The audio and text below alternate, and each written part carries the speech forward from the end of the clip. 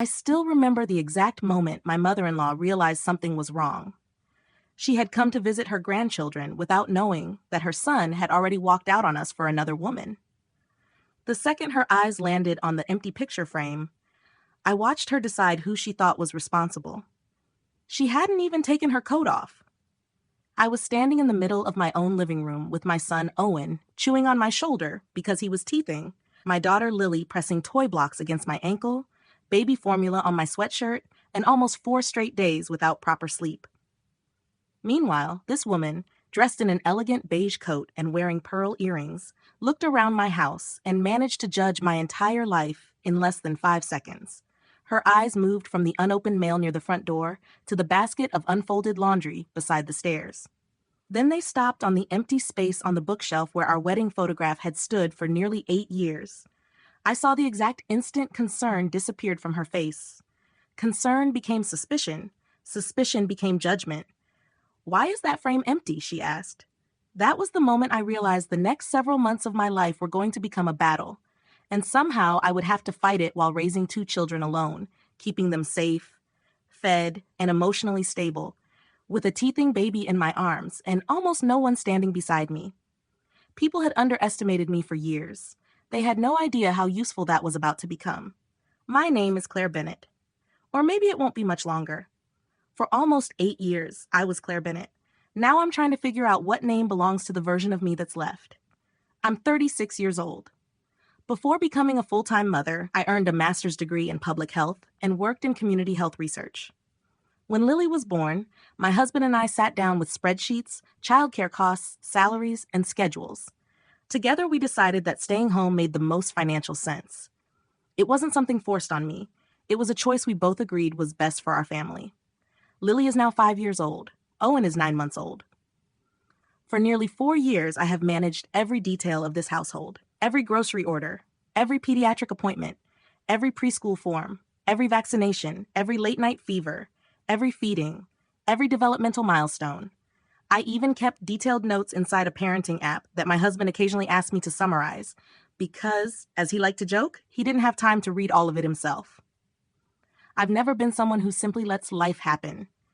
Every decision I've made has been intentional. Choosing to stay home with my children was one of those decisions, and I'll defend that decision to anyone who thinks it somehow made me less valuable. My husband, Daniel Bennett, is 39. He's a corporate litigation attorney and recently became a junior partner at Harrison & Blake, one of the larger law firms in Indianapolis. He photographs well. People describe him as charming. He always knew exactly what to say. When we first married, he was thoughtful, attentive, and genuinely funny. I loved him the way you love someone when you're still young enough to believe life will unfold exactly as you've planned. Then Lily was born. Nothing changed overnight. It happened slowly, almost invisibly, like a shoreline disappearing one wave at a time until you suddenly realize half the land is gone. He started working later and later, sometime during 2024. At first it felt normal. The promotion required longer hours, more responsibility, higher billing expectations. I told myself he was simply under pressure. He stopped asking how my day had gone. He started taking phone calls outside on the patio instead of inside the house. Business trips became more frequent. Cities I'd never once heard mentioned in connection with his cases suddenly appeared on his calendar. Every explanation sounded reasonable, so I believed them. I believed all of them. The message arrived on a Wednesday evening in October. Owen was barely a month old. I hadn't slept more than a few scattered hours in almost 3 days. Daniel had gone outside after dinner. "I just need a little fresh air," he'd said. I was feeding Owen on the couch when his phone vibrated on the coffee table. I wasn't trying to read it, but the screen lit up. One unfamiliar name appeared, Madison, just that. And before the screen locked again, I saw the first 2 words, "I miss." I turned the phone face down, finished feeding my son, carried him upstairs, placed him gently into his bassinet. Then I sat alone in the dark living room for a very long time. I forced myself to breathe slowly. Lily was asleep upstairs. Owen was finally asleep. I couldn't afford to fall apart. Not then. Daniel came home almost an hour later. He smelled like cold evening air and someone else's perfume. I didn't ask a single question. The next morning, I started building a folder. That folder would eventually become the most important thing I owned. I need you to understand why. Because everything that happened afterward began there. My professional background taught me how to document evidence, how to organize information, how to separate assumptions from facts. So when I realized my marriage might be falling apart, I didn't scream. I didn't confront him. I didn't send emotional text messages demanding explanations. I started collecting evidence instead. The first thing I pulled was our phone records. We shared the same Verizon family plan, which meant I could download the call history without touching Daniel's phone. I went back 6 months. Madison Carter's number first appeared in May. At first, it was only a few short conversations each week. By August, he had spent more time talking to her than to me.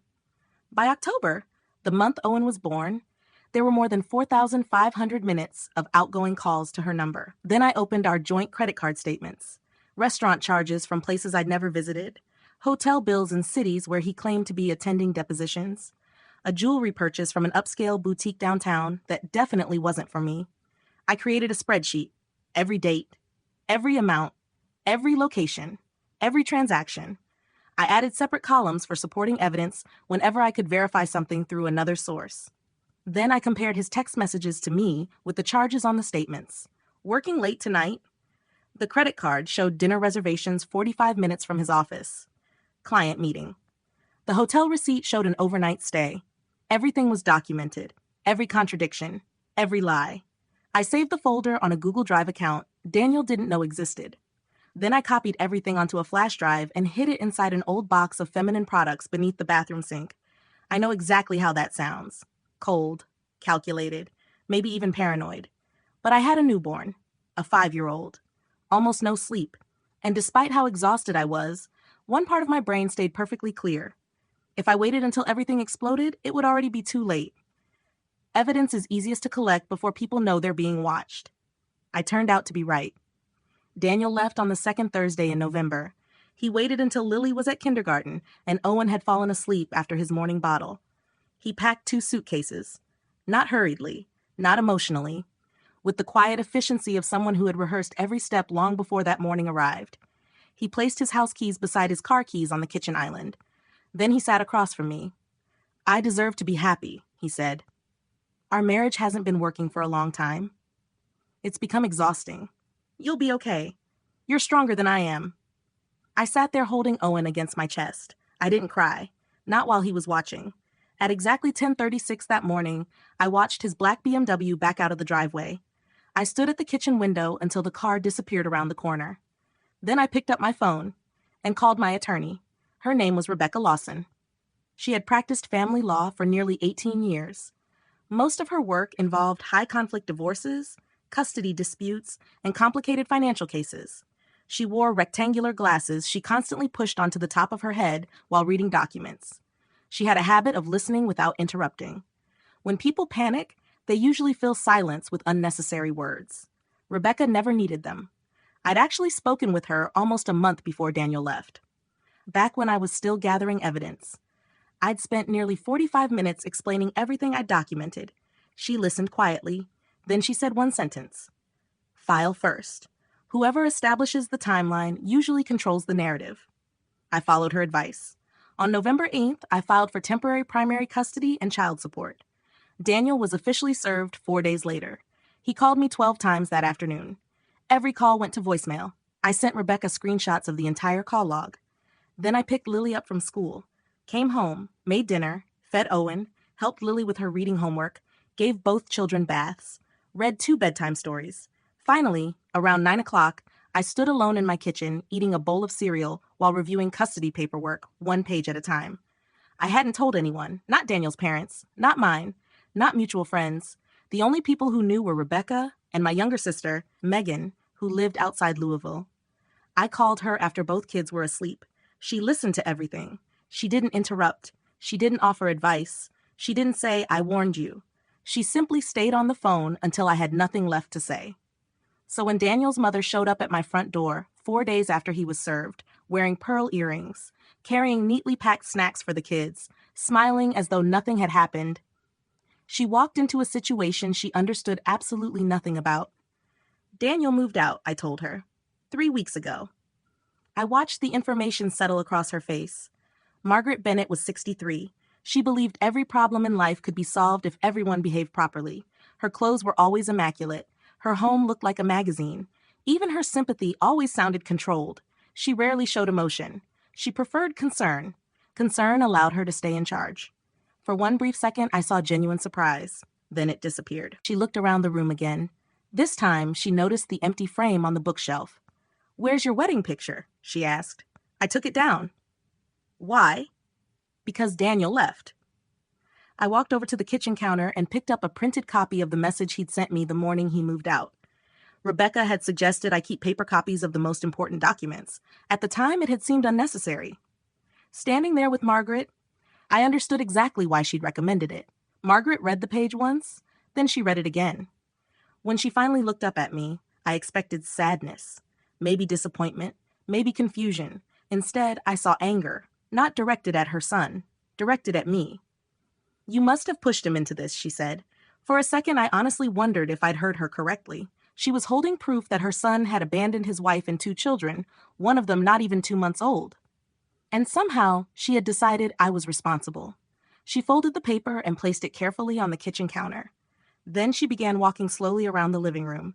Her eyes lingered on every toy, every unfolded blanket, every basket of laundry, every bottle waiting to be washed. "This place is a mess." It was. It looked exactly like the home of a mother raising a newborn and a 5-year-old without another adult in the house. There is a difference between a lived-in home and neglect. Anyone who has actually cared for small children understands that. Margaret either didn't understand or didn't want to. "When I raised children," she said, "my house never looked like this." "You also had your husband at home every evening." She looked at me sharply. "Watch your tone." I held her gaze. "I am." She crossed her arms. "No wonder Daniel needed space." I laughed once. Not because anything was funny. Because I genuinely couldn't believe what I was hearing. "You think he left because there are toys on the floor?" I think marriages fall apart when wives stop making their husbands feel important. There it was. The real accusation. Not that he'd cheated. Not that he'd abandoned his family. That I had somehow failed to keep him happy enough to stay. She stepped closer. "So where is he now?" "Across town." "Alone?" "No. Who is she?" "Her name is Madison. The woman he's been seeing for months." Margaret shook her head before I'd even finished speaking. "I don't believe that." "You don't have to. Daniel would never do something like this. He already did." She sighed as though she were dealing with an unreasonable child. Men under enormous pressure sometimes make mistakes. Mistakes don't usually last 6 months. Her eyes traveled slowly over me. My messy hair, the sweatshirt with dried formula on the sleeve, the dark circles beneath my eyes. I knew exactly what she was doing. She wasn't looking at me. She was evaluating me, scoring me, measuring whether I looked enough like a woman whose husband would leave. "You've let yourself go," she said quietly. I stared at her. "You don't get to come into my house and insult me." She smiled without warmth. "Your house? Daniel pays for everything." That wasn't even close to true. Over the previous 2 years, I'd earned almost $53,000 doing freelance public health consulting whenever the children slept or were at preschool. Every invoice, every deposit, every tax document. Rebecca already had copies of all of them. But facts weren't really the issue. Margaret had already accepted the version of reality Daniel had spent months creating. In his version, he was the hardworking provider carrying the entire family. I was simply the wife who had stopped trying. He hadn't built that story overnight. He'd been preparing it for a long time. Margaret took one more step toward me. "Let me take the children for a while," she said softly. Lily immediately moved behind me. She didn't say a word. She simply wrapped both arms around my leg and stayed there. Children understand far more than adults give them credit for. "No," I said. "You're overwhelmed," Margaret replied. "You need time to think." I'm exactly where I need to be. "If you cooperate," she said, lowering her voice until it sounded almost gentle, "we can settle all of this quietly." Quietly. That word hit me harder than anything else she'd said. People protecting the truth rarely ask for quiet. People protecting appearances always do. I reached into my pocket and pulled out my phone. "Go ahead," I said. "What?" "Call Daniel." She was already opening her contacts. Before she could press his name, I spoke again. "I've already called my lawyer." Her thumb stopped moving. "I filed for temporary custody last week. The child support petition has already been submitted. Daniel was served yesterday." For the first time since she'd arrived, she stopped pretending she was in control. The change in her expression wasn't shock. It was calculation. like someone suddenly realizing the game on the board wasn't being played by the rules they'd expected. "You had him served yesterday?" she asked carefully. "At 1:48 in the afternoon." "At his office. My attorney arranged it. It's already been filed with the Marion County Court." She looked at me for several long seconds. Then she pressed Daniel's name. He arrived less than 15 minutes later. His tie was loosened. His shirt was wrinkled. There was stubble across his jaw like he'd barely looked in a mirror that morning. He walked through the front door expecting to solve a family disagreement. Instead, he found his mother standing stiffly in the middle of my living room, Lily sitting beside me on the couch, Owen asleep in his swing, and me standing directly between my children and both of them, exactly where I'd been standing since he walked out. "You filed custody papers?" he asked. "You left. You actually did it. You moved in with another woman." Margaret stepped toward him. "Daniel, take the children to my house, right now." "No," I said. Daniel's face hardened. "They're my children." "Then start acting like they're your children." The silence that followed settled over the room like something heavy. No one argued with what I'd said, because no one could. Lily slowly looked up at her father. For 3 weeks, she'd been asking where he was. For 3 weeks, every answer I'd given had been as honest as I could make it for a 5-year-old. Now she looked directly at him. "Daddy?" Her voice was small. "Are you coming home?" Daniel opened his mouth. Nothing came out, not because he was overwhelmed. I knew him too well. He was searching for the answer that would create the least damage. For once, there wasn't one. Lily leaned against my side and wrapped both arms around my waist. That simple movement said more than anyone else in the room. Daniel looked at her, then at me, then at the empty space where our wedding photograph used to stand. Something crossed his face. Maybe shame, maybe regret. Or maybe he was only realizing the story he'd been telling everyone had finally collided with reality. "Not now, Mom," he said quietly. Margaret stared at him. "Daniel." I said not now. She looked genuinely confused. For the first time since I'd known her, she didn't know how to regain control. For decades, she'd been the person who entered a room, gave instructions, and watched everyone follow them. This time, no one did. She turned toward me, held my eyes for several seconds, then walked out without another word. The front door closed gently behind her. Somehow that quiet click sounded louder than a slam. Daniel remained standing in the middle of the living room. His phone vibrated. He glanced at the screen. For a fraction of a second, I saw something I'd never seen on his face before. Fear. Real fear.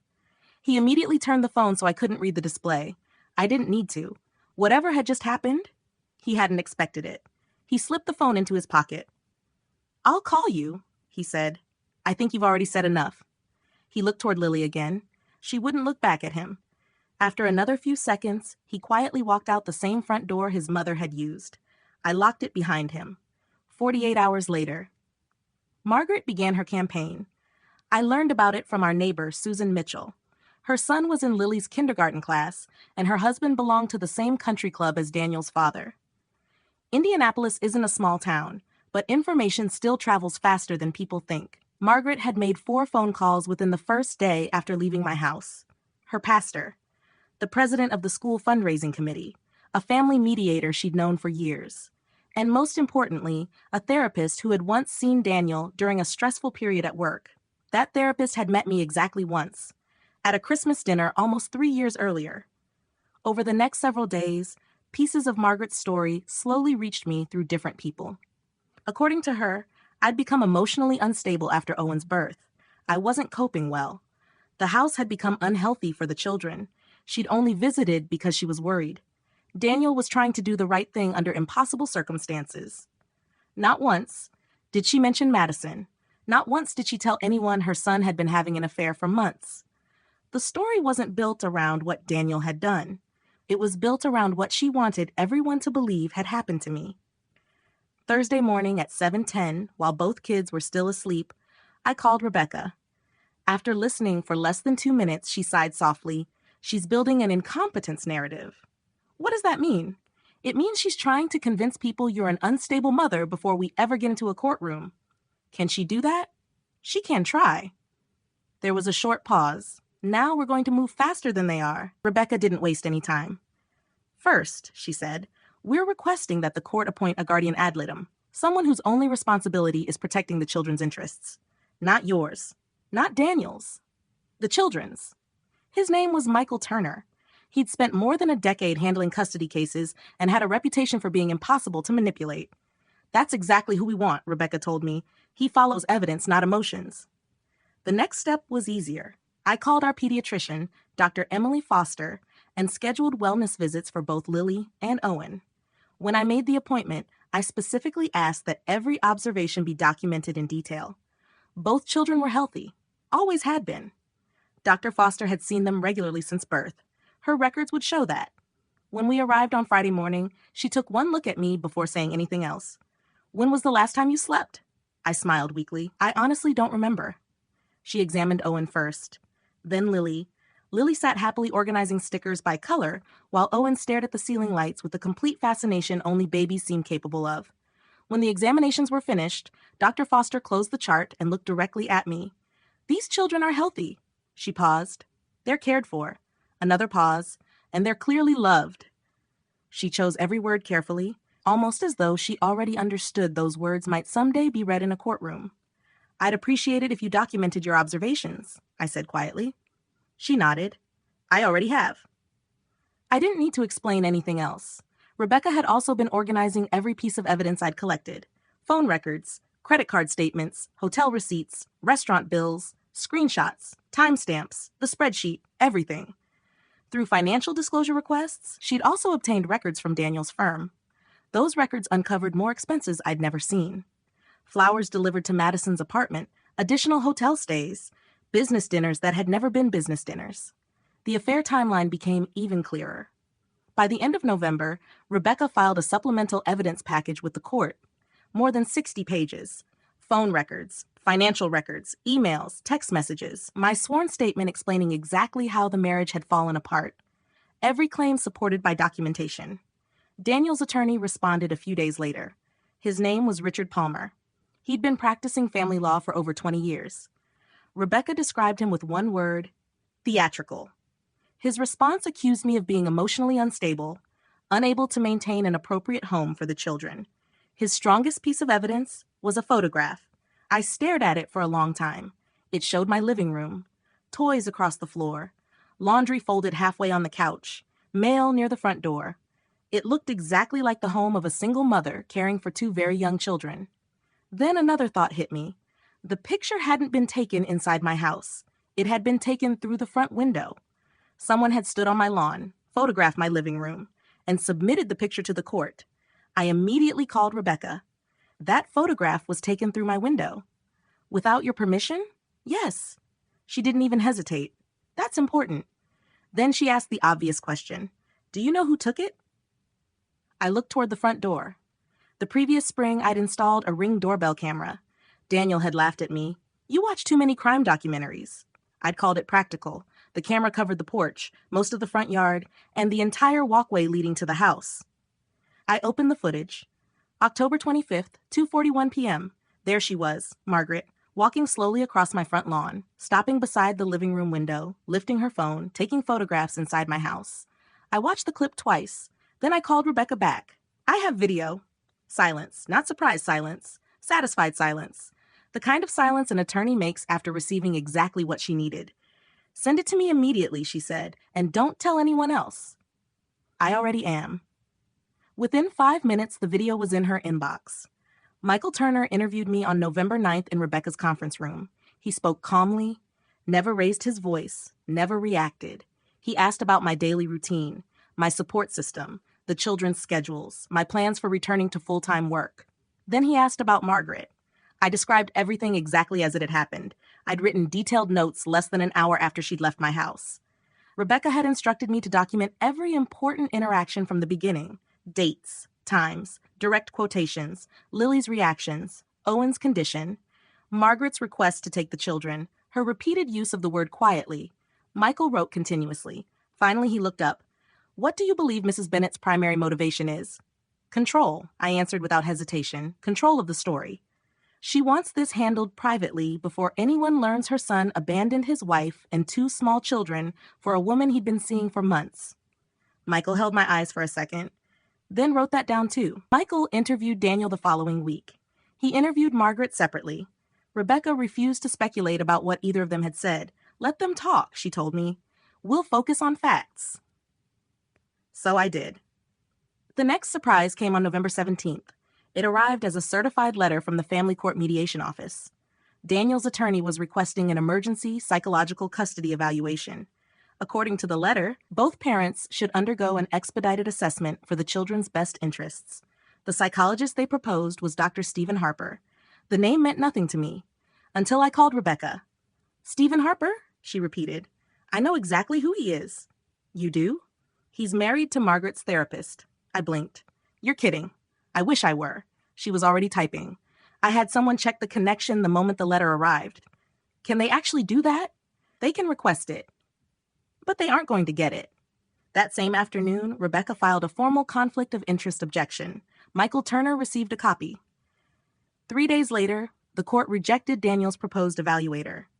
The conflict was considered significant enough that another psychologist would be selected if an evaluation became necessary. Richard Palmer wasn't finished. He filed a professional complaint against Rebecca. It accused her of manipulating evidence and attempting to prejudice the court. The complaint was reviewed, dismissed. Less than a week later, Rebecca didn't even seem surprised. "When people realize the facts aren't helping them," she said, "they sometimes start attacking the people presenting those facts." Then, on the following Tuesday evening, my phone rang. It was Rebecca. I answered immediately. "I have good news." I sat down before she even continued. "Michael submitted his preliminary recommendation." I held my breath. "He recommends primary residential custody with you." For a moment, I couldn't speak. "Standard parenting time for Daniel. Child support based on his current income." Then she paused. "And there's something else." "What?" "He specifically addressed Margaret." My heart skipped. "He included her by name?" "Yes." Rebecca flipped through papers on her desk.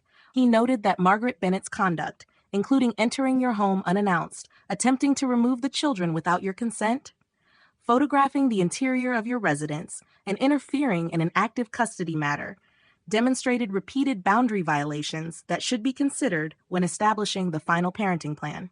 I leaned back against the kitchen cabinets. Owen was asleep upstairs. Lily was finishing her bath. "He actually wrote that?" "He did, in the official recommendation." For several seconds, I simply stared at the ceiling. Then I heard Lily's voice from the bathroom. "Mom? The water's getting cold." "I'm coming, sweetheart."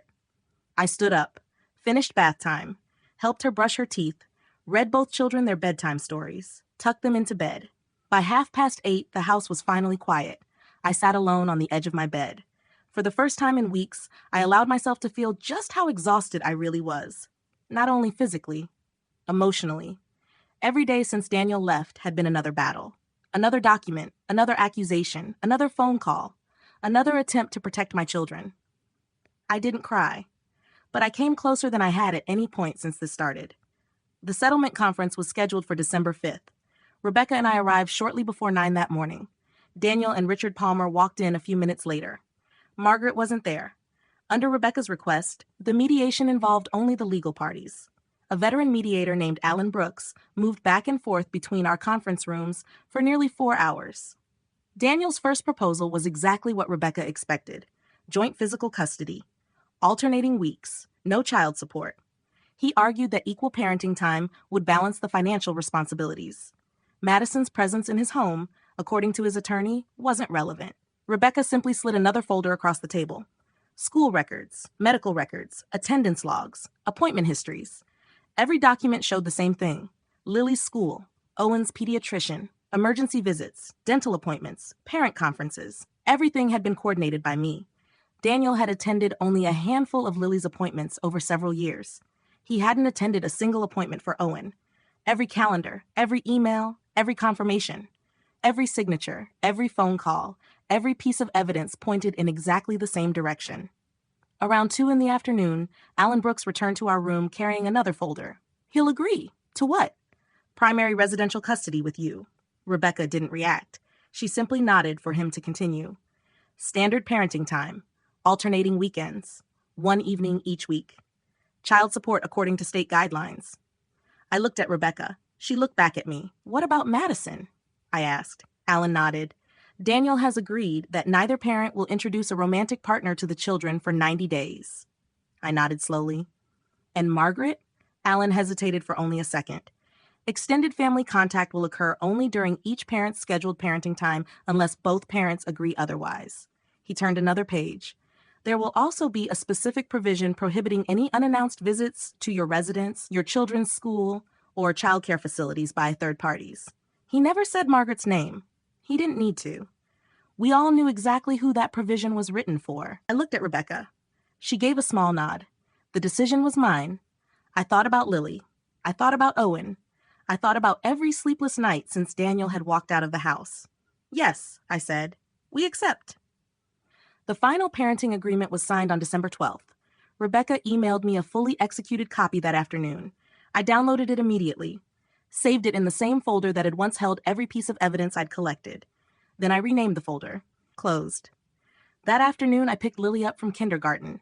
Her schedule hadn't changed through any of this. That had been one of my biggest goals. No matter what happened between the adults, I wanted her life to feel as normal as possible. She ran toward me the moment she saw me, threw both arms around my waist. We made gingerbread houses today, she said excitedly. Mine fell apart. Oh no. Mrs. Collins helped me glue it back together. Did it stay standing? She grinned, mostly. One wall still keeps falling. But that's okay. You can't really tell from the front. I smiled, held her hand as we walked toward the car, buckled Owen into his car seat, then looked at both of them through the rearview mirror. Lily happily explaining every detail of her gingerbread house. Owen watching the world outside the window with the quiet curiosity babies always seem to have. I couldn't stop thinking about what she'd said. One wall kept falling. But she kept rebuilding it. Sometimes that's all life really is. Not finding something that never breaks, learning how to build again after it does. About 3 months later, my phone rang. The name on the screen surprised me. Margaret Bennett. I almost let it go to voicemail. Instead, I answered, "Hello?" Her voice sounded different, quieter, older somehow. Not dramatically, just enough that I noticed it immediately. "Claire?" She stopped. For the first time since I'd known her, she seemed unsure of what to say. "I've been meaning to call." Another pause. "I was wrong." I stayed silent. "I shouldn't have blamed you. I shouldn't have said you drove Daniel away." I was wrong. I looked down at the coffee sitting beside my laptop. The house was quiet. Lily was at school. Owen was at daycare. For the first time in months, I had a few uninterrupted hours to work on a consulting project. "Thank you," I finally said. "I appreciate you saying that." And I meant it. It didn't erase everything. It didn't undo the damage. But acknowledging the truth still mattered. "I'd like to see the children," she said carefully. I already knew my answer. "You'll have to arrange that with Daniel. The parenting schedule goes through him." There was another long silence. "I understand. I hope you do." "I do." We ended the call a few moments later. I set my phone down, opened my laptop again, answered a few emails. By 3:30, I was on my way to pick Lily up from school. Owen had another wellness check scheduled before the end of the month. There were groceries to buy, dinner to make, homework to help with, laundry waiting upstairs. Life hadn't magically become easy, but it had become peaceful. Daniel had chosen another future. I chose mine. And every day after that, I kept building it, just like Lily's gingerbread house, one wall at a time.